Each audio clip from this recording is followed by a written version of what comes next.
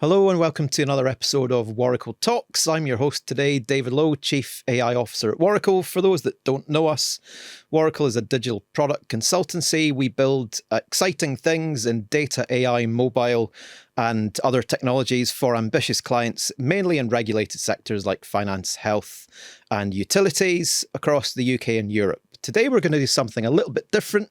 We've got two of old friends of mine from past lives who have great thoughts on AI and the world of generative AI in particular and how it affects the world of work. Firstly, we have Richard Lennox, an old colleague from Skyscanner who was part of the growth from Skyscanner's startup through to the unicorn that exited for a couple of $1 billion about 10 years ago and then moved on to Current Health, where he repeated the trick and now he consults scale-ups and startups across Scotland and how to grow and capture the technology market as it changes. And secondly, Janet Balneaves, who comes today from Shopify, who's a product director in that fast-growing retail company that's changing the world of retail for craft companies and people that don't want to build bricks and mortar shops. Janet has a world of experience from companies like JP Morgan through Skyscanner, through startups and Trustpilot, and then on to Shopify just now. They bring great perspective to us and we're grateful to them for their time today.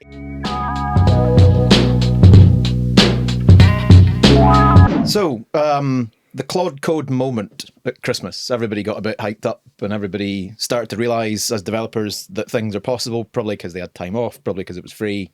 But something happened over Christmas. I'll go to you, Janet, first, ladies first.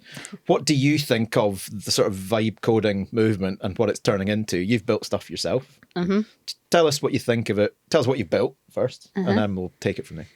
I don't know what happened over Christmas, but I too ended up building some stuff and kind of getting into it. I used Cursor over Christmas, so I didn't use Claude Code because I'm not at the forefront. I'm kind of behind the curve a little bit. But like everyone's going on about vibe coding and like the only thing that's blocking you now is having ideas. So I decided to start to build some stuff. So there's a website called ideagenerator.com. A lot of it's a bit slop, but it just gives you some ideas. So I thought I'm going to build an app where it remind you to water your plants, but it's not just hey, it's 9 a.m, water your plants.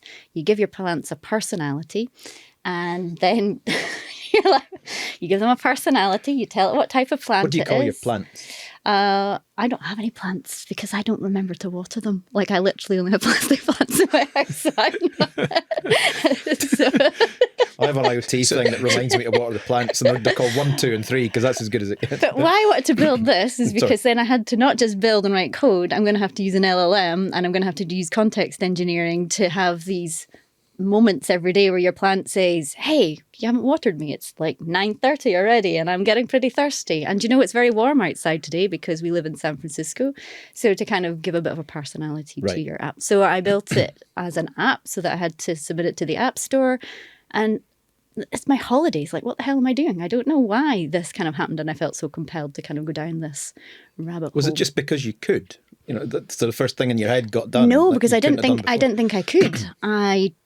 Because I hadn't really done it. I've never built an app. I've never submitted anything to Apple Store. So it's not because I could, because I didn't know if I could. I think it was because I wanted to know more. And when I came back from the holidays, I think I wanted to be able to talk to people on the same level as what they're doing. And if I didn't try something, I'm going to get left behind. So I think it's this overwhelming feeling of being behind the curve. I was like, I'm just going to have to go and try and do some stuff and build it and try it out for myself.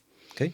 Yeah, I think that's the way it is. We're all trying to learn where the future is going to be, and we're all saying everyone's probably behind the curve. Like I don't see anyone who's at this forefront who doesn't have some area to it. Interestingly, I'm wondering where the IoT sensors are coming into your plant and whether that's the next phase. Because actually, you know, that's the way of the future. I would say is how is that intersection between not just building that, but having the tools that intersect with the real world and the physical world.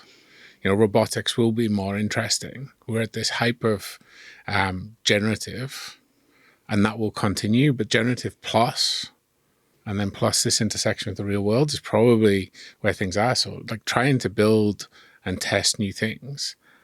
I actually think the Claude Code moment was all about finance.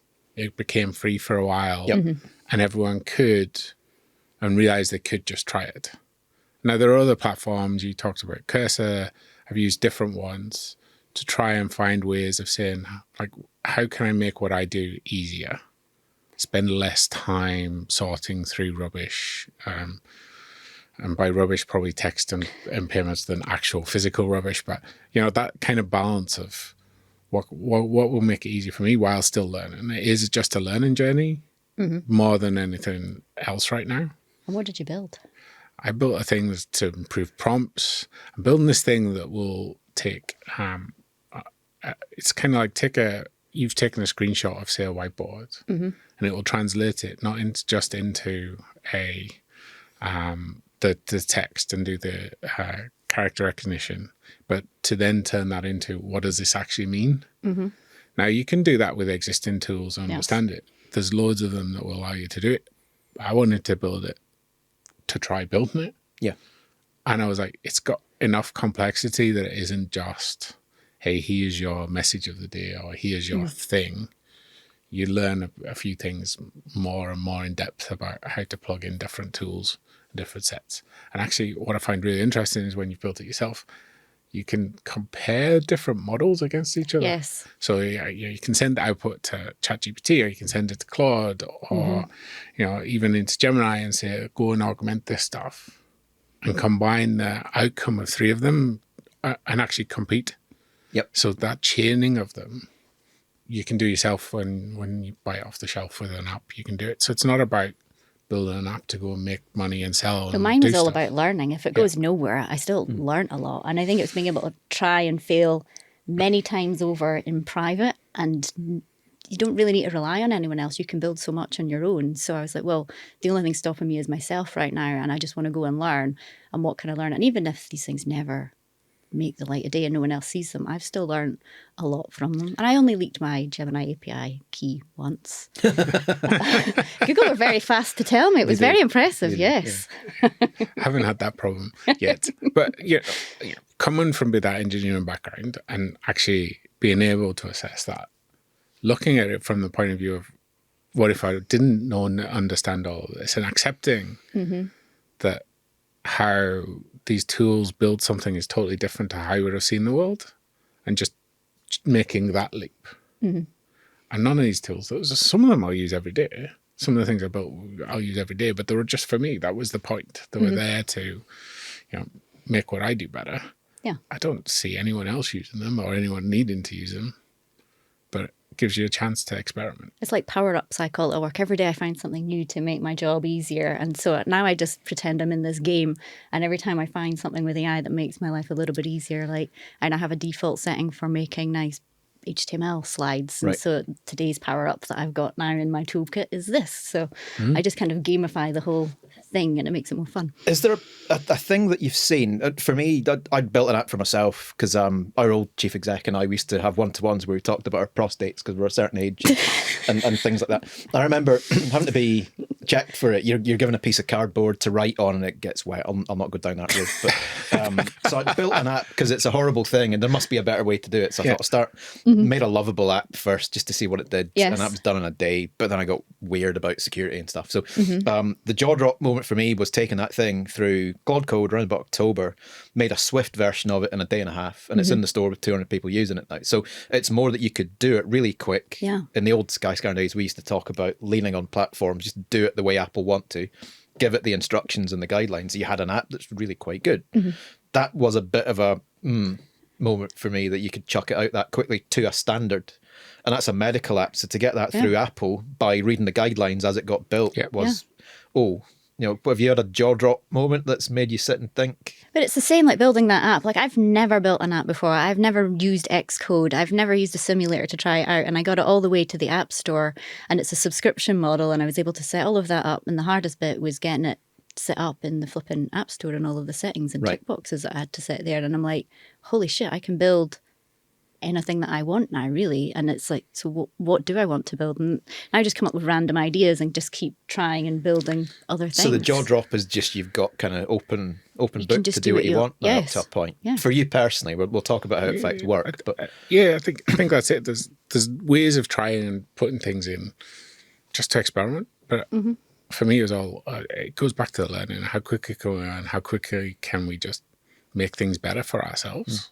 And it's one of those things of how do you take that concept, right, we can build it. Like one of the things is just run your idea generation, and you get your idea of the day. What app do you want to build today? Like those things are 10 a penny, and none of them are there to actually.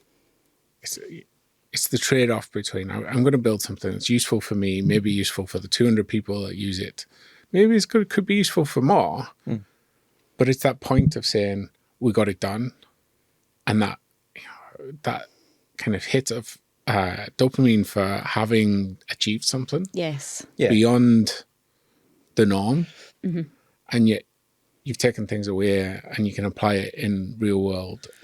But you've done something that, and when if you looked 3-4 years ago, that would take a team of 2-3 engineers, months to build just that simple thing that I did. So you sit there and you go, oh, what does this mean for the future?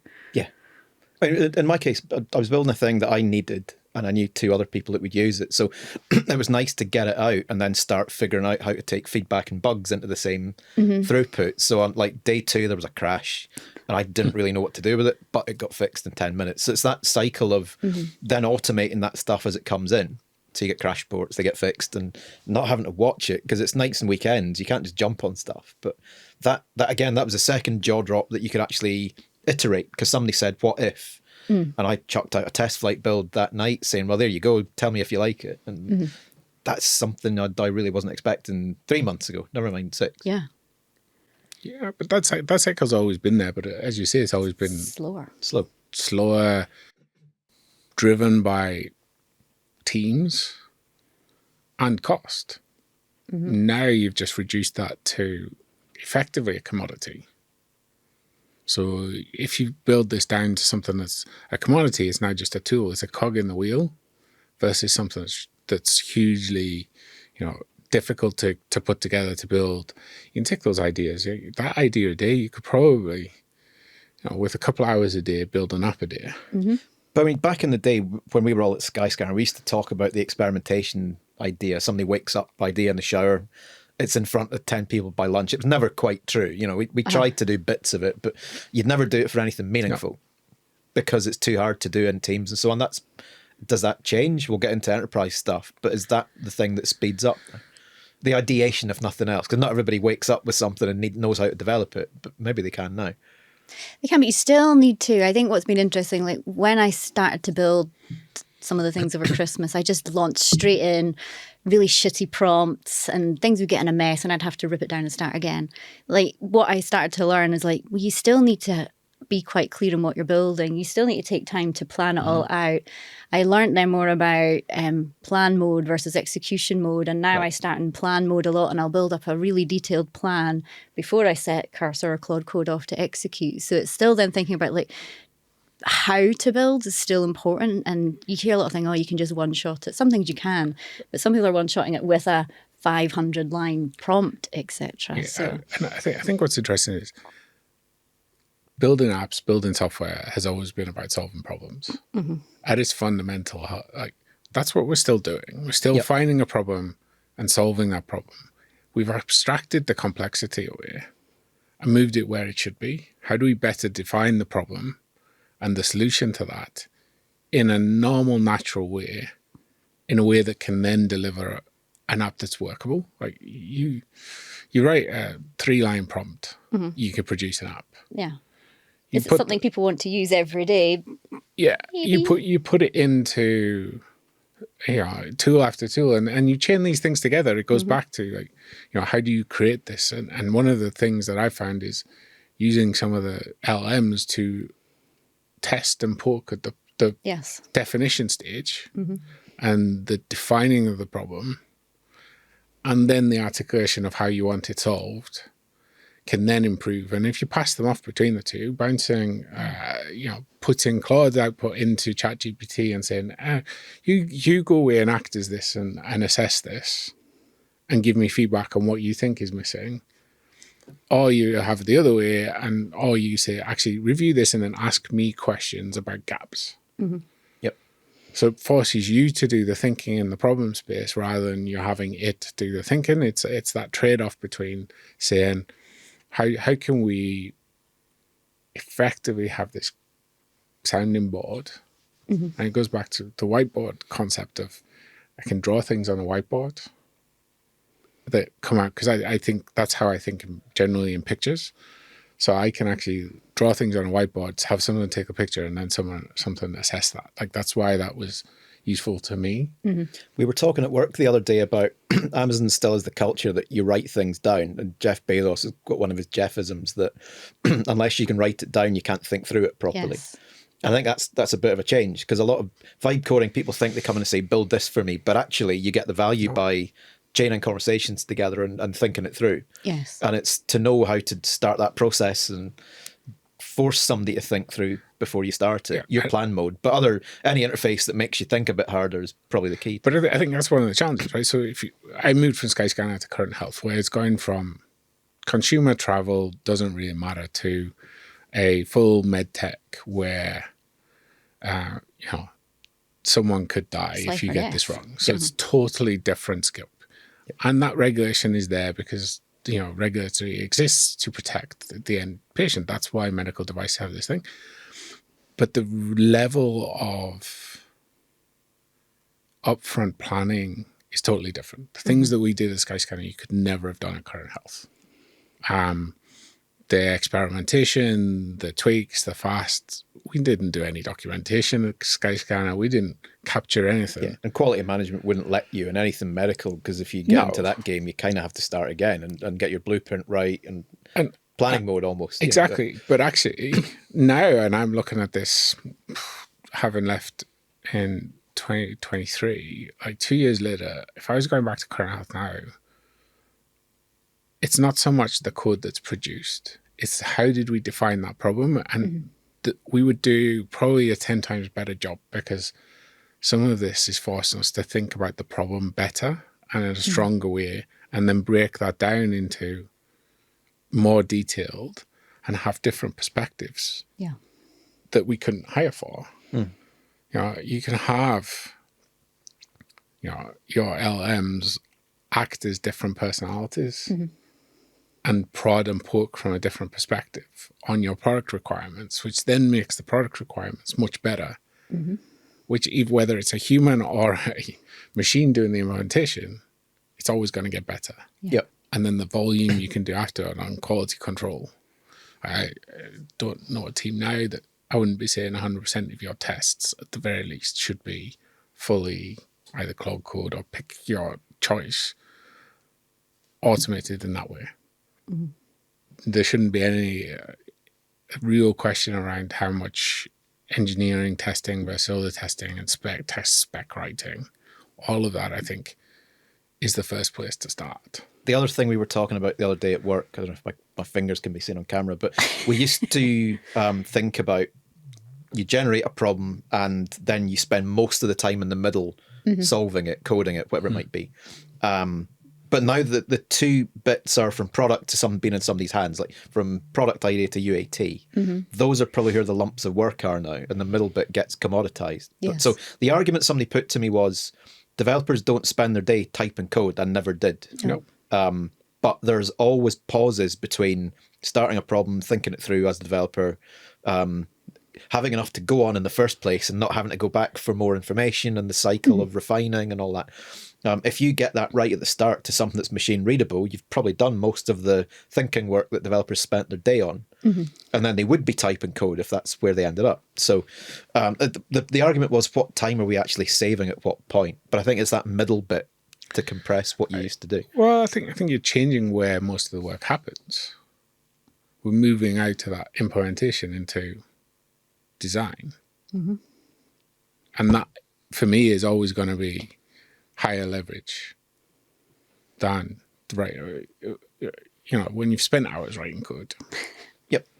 Like, and we've done it, right? And there are days you sit and type code or autocomplete code, but and you do, but even then, it's, I'm going to write a block of code. I'm going to stop and run a few tests. I'm probably going to write a few tests, maybe then write some more code. Then I'm going to put it all through this CI thing. That's going to take half an hour. Yep. To go through the whole suite of tests. Like, all of that goes away. But then I'm also of the mind that if you go way back, when people were writing assembly code or things, like, by the time I started, we weren't doing that. No. You were doing more for a hobby, maybe, but not for yeah. or if one of my former, I guess, colleagues who graduated went to work at and did assembly code on things like the PlayStation, because you're in actual machine language type stuff. Hitting the bare metal and Yeah, but hardcore. And that was hardcore. But actually, the majority were doing object-oriented abstraction of some degree of defining the problem. You define the kind of domain model, move that out. So you're already abstracting most of that out. So how is this not just an evolution of that journey of where this has been going, which is trying to abstract away the complexities of the bare metal and execution into how do you define the problem better? Yeah. We've naturally segued into the world of work, which was the next thing we're going to talk about. But so given what we've mostly covered so far is your own day-to-day use of stuff, but how has it affected your actual working life? And Janet, you go first. Shopify, what's changed for you and colleagues in the last 6-9 months? So I work in product, and if I think back to 6 months ago, what's different? Let's think 12 months ago, what's different? Like today, I was saying to you on the way in, I spend probably at least 50% of my day in Claude Code in the terminal now. And then going back to that, who'd have thought I'd be in a terminal again? 20 years ago, I used to write on Unix terminals, and I'm like, I feel like I'm going backwards a little bit now that I'm kind of doing terminals, and I can still remember my ls-l command. It all comes back to me. But like, I would never have, if someone had said that would be the case 12 months ago, I would have thought you were nuts. Like, that's just crazy. So like things like my iteration on like, I don't really... Like, we define a lot of problems, what we're going to work on. We have to do a lot of presentations or stakeholder management, define problems, make decisions, recommendations. I have to get a lot of data for that problem. Like, the way that I do that now is I have an MCP that connects into our data portal. Like, you may want to explain to the audience what an MCP is, if you don't mind, because a lot of people may not know. Well, it allows me to type in, hey, get me the data from our data warehouse, and it's a connection into our data warehouse so that I can pull data out. Normally, I would have had to wait for a data scientist. But in the API world, it's a way for an agent to understand a data source. Is that fair? Yes. But, And our data warehouse is massive. It's got like so many tables. So finding which table to use is a problem in itself sometimes, never mind kind of how to get the data out of it.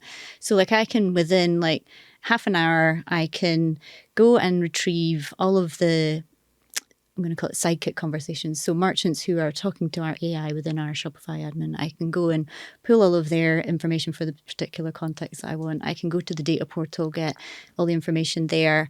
I can blend it all together, put screenshots of our product in, prompt Claude to kind of talk about the problem and then come up with suggested ideas to help me iterate and work through them. So I've got not just then a data backing of why we should do the problem, but kind of visuals, because I prefer to see things in terms of how we could solve the problem. Whereas before I would have to work with a data scientist, work with a designer. And I'm not trying to take their jobs away. It's because they've set up the foundations. But like, it's phenomenal that within 30 minutes, I've got an HTML site that I can share around with here's different takes that we could do. Here's a visualization of the problem. Here's a crisp summary of what the problem is and where we recommend. And then what I come in is like, because I know the product and go, is that bullshit what it's saying? Or is it true? Or is that kind of a line? But like, creating assets is not where I spend my time.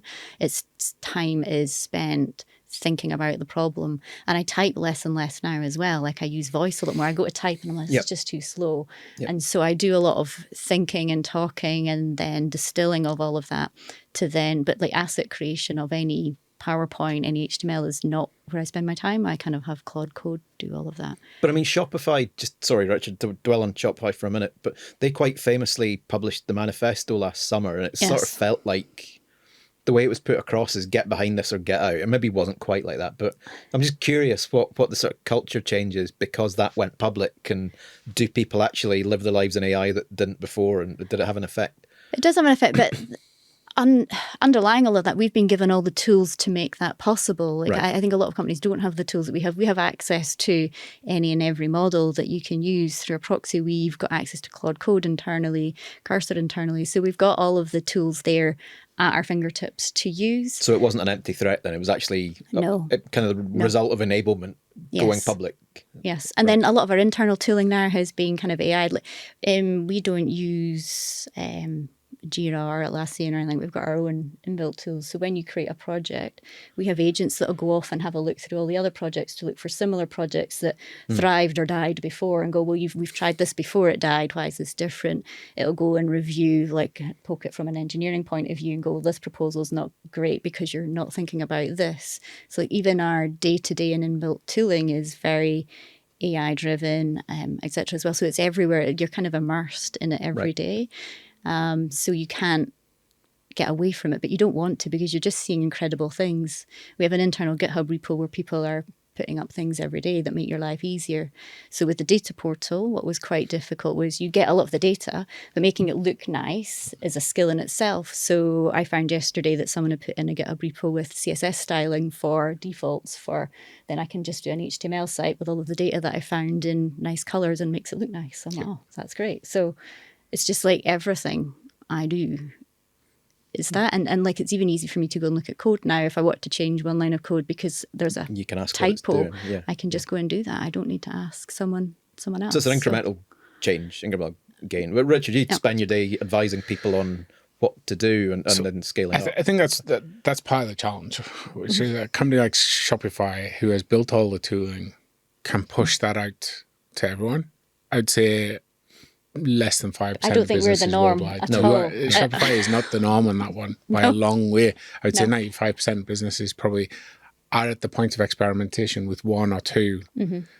Genuinely, it's Copilot for any Microsoft house because it's tacked on and default as Office. And the usage rate's probably through the floor already because it's just sat there. And trying to get people, but what you see is who is adopting it to make their lives easier. And you know, when it goes back to, there's two parts to this for a business. One, which is, what is the future of your business?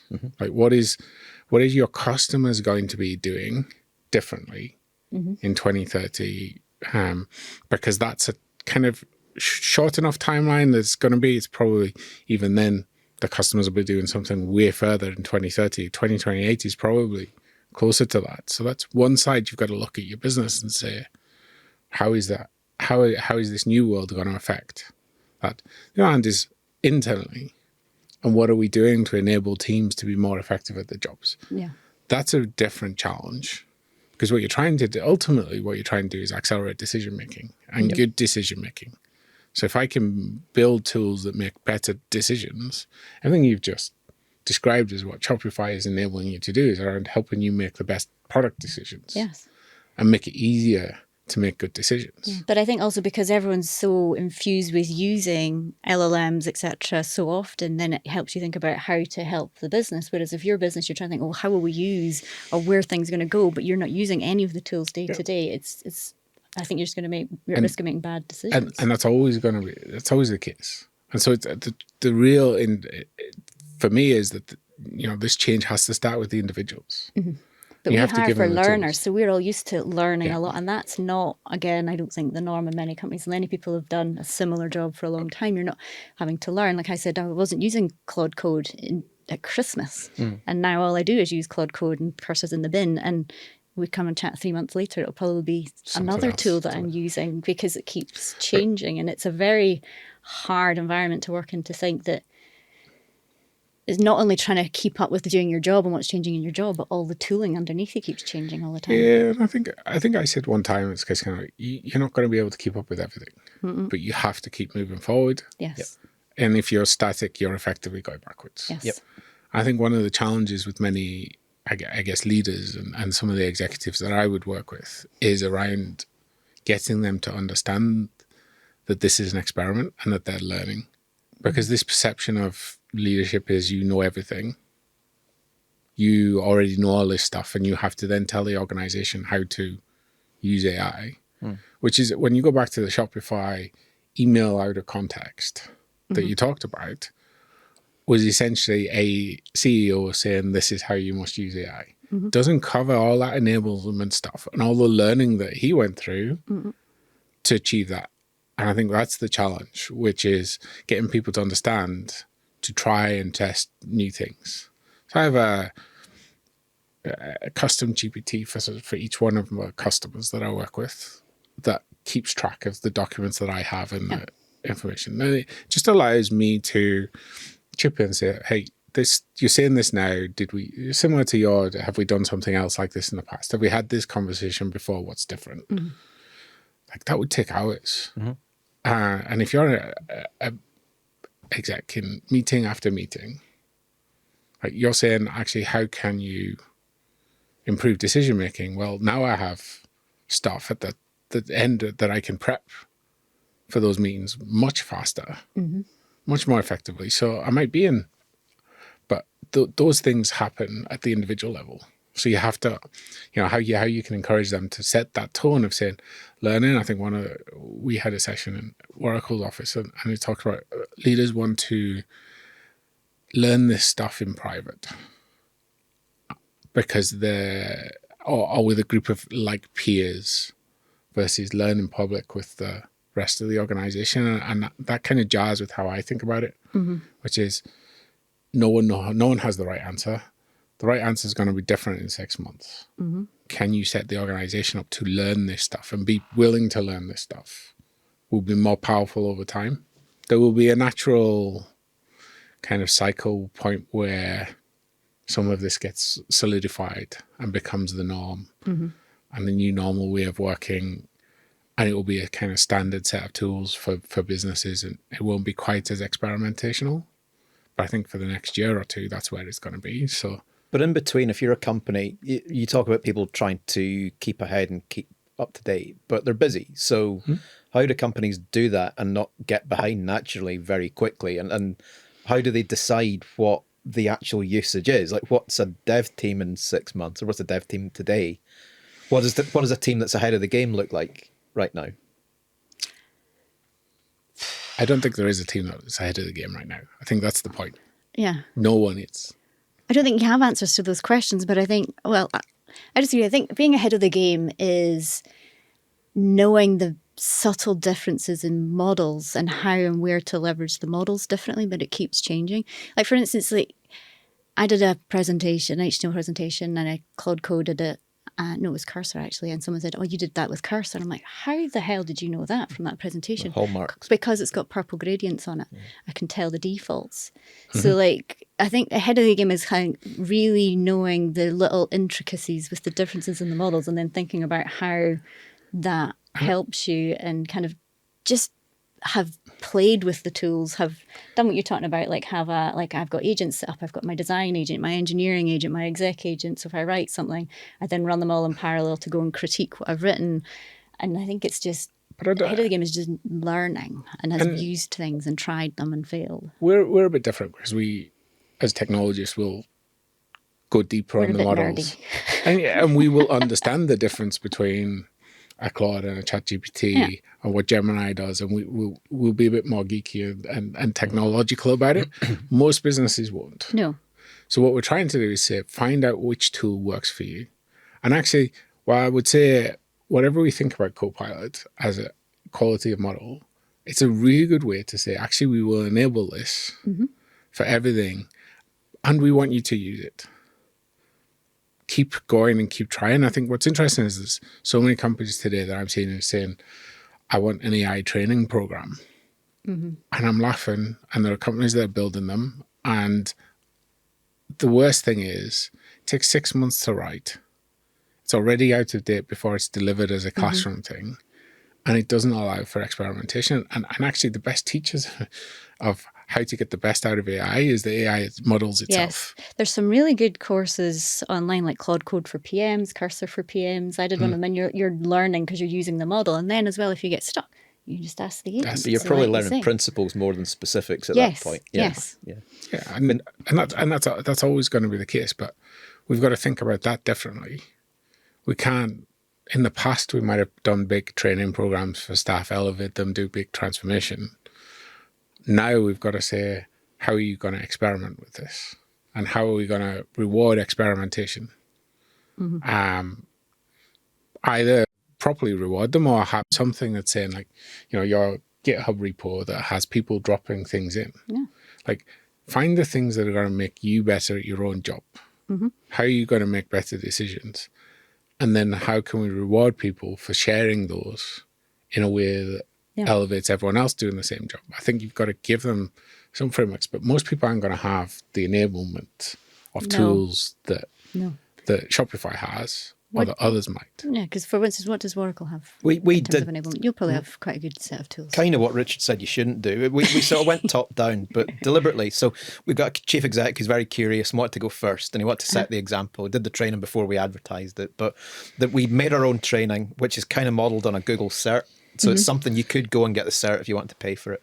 But it's about foundational principles. So you know when you ask something, it might hallucinate, how to avoid that. So it's really about how to make the best use of LLMs, what they are and what they aren't, what to avoid. We don't tell people prescriptive things like go and use that model for that. No. So then we took it up a level a few months in and gave a sort of open source internal suite of tools. If you want to do something, we constrain it a bit and give you more of an option and menu sort of selection. So if you want to do something, you're not going straight into CLI like you're doing or Cursor. You actually go to intranet sort of thing. But that's then open for them to add to it. And we've had people start to add a prompt library to that. Yeah, that's where we started. Just a simple prompt library. Share your prompt. And we just thought, right, I put it out to everyone, said, pull request on it to your heart's content, and we'll grow it organically as you need it. And you get some interesting things. So an engineer, the first one that got added was, how do I get myself across? So somebody built themselves a prompt and a tool to use it because they couldn't quite confidently get their thoughts across in stand-ups and stuff. So now they're training themselves, but they built something to do it at the same time, and that's really good. So we've got two sort of measures I worry about, that the growth of that sort of thing and how organically it happens, because that's people experimenting. And secondly, the volume of people using the sort of generic tools. Everybody gets Gemini Pro. We give it out and we let you loose on it. With some guardrails, but not many. And I think we're bobbing along at about 80% week on week, weekly average use. And as long as that maintains, doesn't go down, then you know what, you've at least got people in it trying things out. We're now at the point, because of all that, we're having to say to people, just as a reminder, they've got into it so much, here's some stuff you probably shouldn't do. You know, don't rely, it's not Google. Don't rely on it for facts. Check your homework, trust and verify. We've sort of built some, it's not guardrails anymore, it's just hygiene. So when you get something, check it before it goes out, because it's yours. You can't make a machine accountable for something that goes out. So in our world, we're selling things to people essentially. So if that goes out and it's wrong, it's on us. So that's where we get to. But that's the sort of measures we use to make sure it's being used. It will get better, but the level of experimentation and the teams that are willing to challenge our clients who may be behind us to push the clients to do better and clients to experiment with us, then we can learn besides something different. And that's what we're trying to do now. The more squads we've got who are adopting stuff that they probably wouldn't have done a few months ago, especially we work in pensions and regulated stuff. So getting them over the risk hurdle that they're willing to try and allow some of the developers to Claude Code next to their developers who can't, then by osmosis we start to do different things. But that's how we see it. Yeah, like we said, we've got the same on the intranet. We've got a prompt library, and it's massive now. And then we've got some Slack channels where people share what they're doing. But I find it incredibly, I don't want to share what I've done. It feels so completely simple compared to some of the stuff. It's quite overwhelming what people are sharing. You're like, oh, I'm not going to share my thing. It's like really embarrassing. So kind of making sure you don't get that where there's like a small group of people doing really kind of frontier things. So everyone else is kind of like, my stuff isn't valuable, but it will be, and we should share it. And I think that's where it goes back to helping people help themselves. If you like, and there's a bit of a product angle in this. Right? If you have this problem, or taking a piece of text and creating a PowerPoint presentation out of it, because that's the format for whatever you need to deliver. I've given up PowerPoint. It's bad. I just use HTML now. Well, you know, it's a format. Now you use Gamma. I would use Gamma to do that, which is like translate a text into a presentable thing. And even for the kids' school homework, and I really shouldn't say that out loud, is like they work and they make notes and then you try and put it on a PowerPoint. I'm like, here. Yes. Drop it in, it'll do your framework, and then you go and change it and make it what you want it to do. So that they're learning stuff as well. But I think it is always what's going to solve a little problem for you and make it better will probably, and we forget that those add up. Those little 1% differences do add up over time to a difference in role. Like even meeting minutes, like none of us, I'm assuming none of us, and probably no one listening is taking meeting notes anymore and minutes. There will be. There will be. There will be. It was interesting because Alice was getting, and we were speaking to the doctor, she was getting some surgery, and the doctor was saying, "Oh, you've still got my EA writes all my notes and does all the things," because I know there's tools out there that could do it. But I'm like, I'd feel too bad to replace her with automated tools, right? There is that, and the even in the board meetings I'm in, there's a human. There's a human there. There So do you really that want is doing to, that, yes. and actually they use both, and it's the combination of the two as to whether it's correctly interpreted that produce accurate minutes.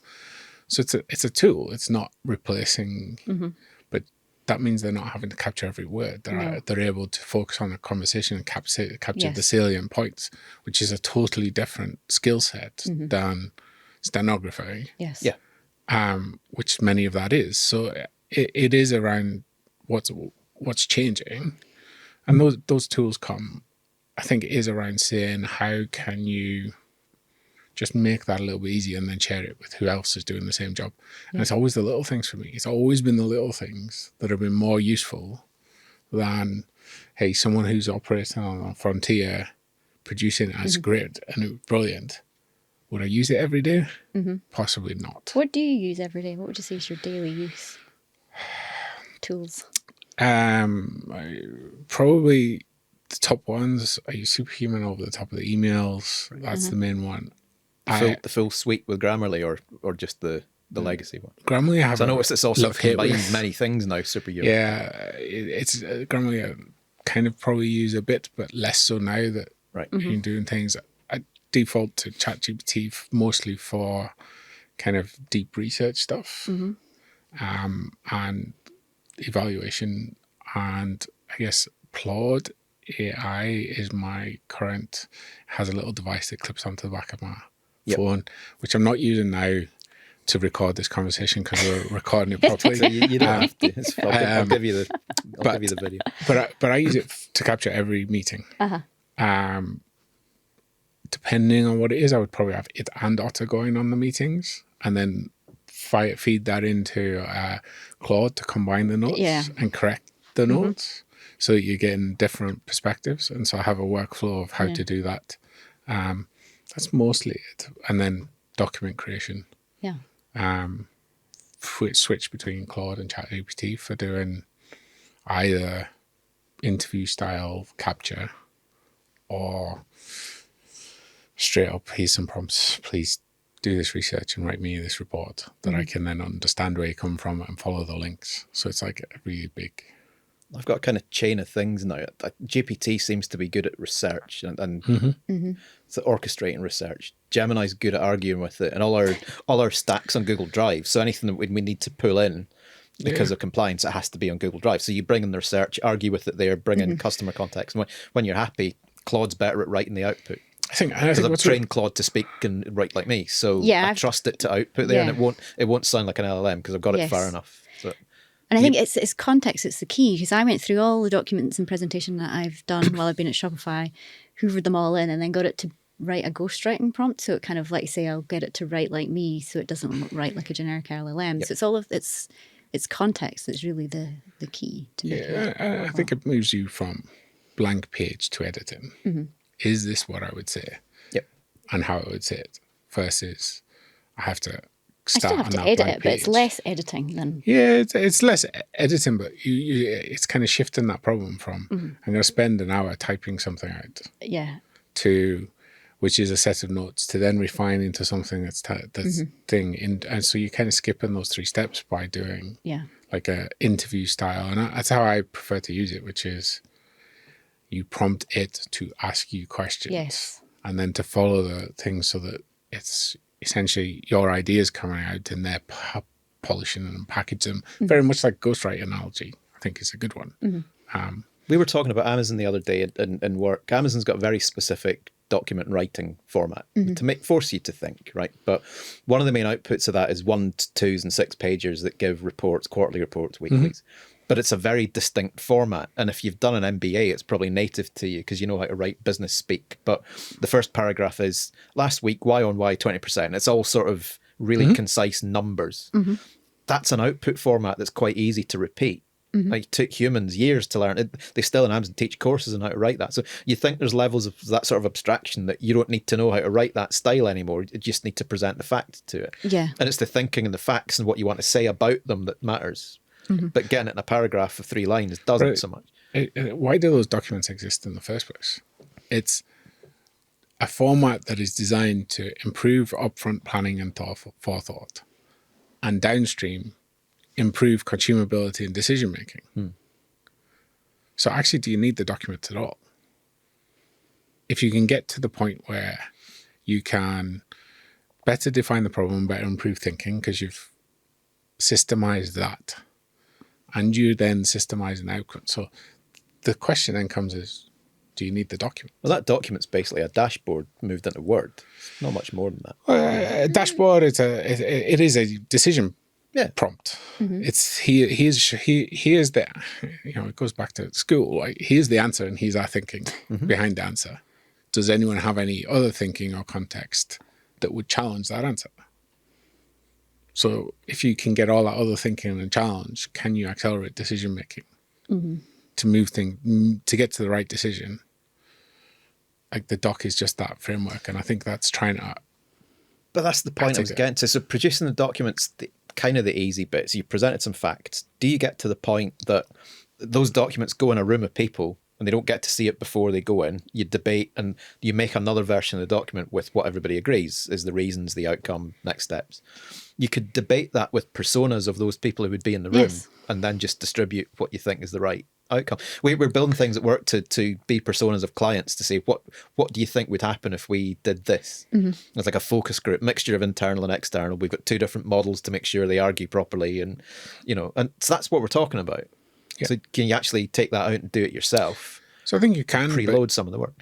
The other value is, how do you capture all of that stuff and make it into institutional memory? So your example of, we'll build a PRD, a product requirements document, and then we'll go and fact check this against every other project that we've ever done and see whether there is similarities, overlaps, how novel the idea is, how different it is, why is now the right time versus then. All of that is super important, but doesn't factor in, I suspect, into most of that thinking around. And now you can automate that really well. And you can see that even kind of month to month with businesses. You can see this is a trend over the last 6 months in some of the discussions that we're having in a much easier way than you read this month's papers. Right. So there's a real change in how that, but it all comes down to trying to improve outcomes through more effective decision making. Yeah. But I think what's interesting is the way that you publish your assets, outputs, you don't know how people are consuming them. So podcasts, for instance, sometimes what I'll do is I'll get the transcription and then I'll summarize it and I just read that. Or internally, if someone does a video, I'm like, well, I don't need to see anything. It's just someone talking. I'll transcribe it. People then take the document that you've written that you thought was quite short anyway, and then they run it through an LLM to kind of question it. So there's this interesting kind of, just because it was a visual thing doesn't mean someone read it. Just because it was an audio thing doesn't mean someone listened to it. And the way people are consuming your content changes there as well. One of the apps I've experimented with in the last 6 months is an app called Peach, P-E-E-C-H, which is take a text document and puts it into an audio. Yes. Which, is good. But then does it summarize it? And is the summary any good? Because actually, do I want to listen to 30 minutes? Like, I can speed it up and generally would listen faster than read. But actually, how do you cut the fluff out and get to the salient points? What is the point that this document is trying to actually make? Yeah. And then you can work out from there. In any context, what are you actually trying to say here? And you could go back and say, what are you actually trying to say here? But actually, it's easier. Is what you're trying to say this? If so, you're not saying that. Like, this kind of feedback loop can be better, but encouraging people to do that for themselves will ultimately produce better outcomes. Yeah. We've got people that use Notebook LM, so you can stuff in as much as you can to it because they like a podcast format, and it gives you. They're a bit weird. It's like like we're doing now, but robots talking to each other about what you've given. Yeah, no, we've been playing around. I've played around 20-minute with that. format. It's not bad. It's pretty good what it does, and like the two voices talking, and Yeah, it's a bit Silicon Valley, you know, the way they talk. But if that's a preference, it's got enthusiasm. It's not bland, and if that's how you consume content better, and it works doesn't very seem to well. miss very much. Like what you give it does summarize it quite well. I don't like the style that much. They'll change that so you can choose different presenters and so on. But it's a way of doing it.